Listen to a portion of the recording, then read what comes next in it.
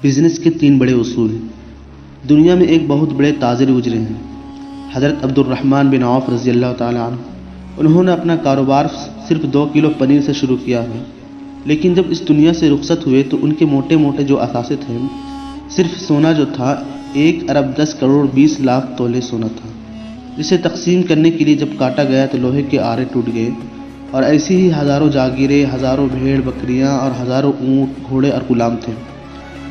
وہ ہماری طرح جمع بھی نہیں کرتے، ادھر سے مال آیا تو ادھر بانٹ دیتے اور ادھر سے آیا تو ادھر بانٹ دیتے۔ یہ وہ مال تھا جو بانٹتے بانٹتے بچ گیا تھا۔ جب ان سے کاروبار کی ترقی کا راز پوچھا گیا تو انہوں نے فرمایا، میں 3 کام کرتا ہوں۔ نمبر 1، میں مال ادھار نہیں خریدتا۔ نمبر 2، میں مال ادھار نہیں بیچتا۔ نمبر 3، ذخیرہ اندوزی نہیں کرتا، یعنی کل کی امید پہ مال نہیں روکتا کہ مہنگا ہوگا تو بیچوں گا۔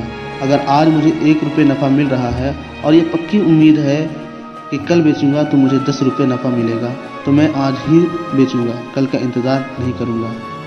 سب سے بڑی بات، اس کے باوجود دنیا میں ہی جنت کا ٹکٹ لے گئے، اور وہ بھی آپ صلی اللہ علیہ وسلم کے زبان مبارک سے، اور قیامت تک کے تاجروں کو ایک راستہ دے گئے کہ تجارت میں مال کے ساتھ ساتھ جنت کیسے حاصل کرنی ہے۔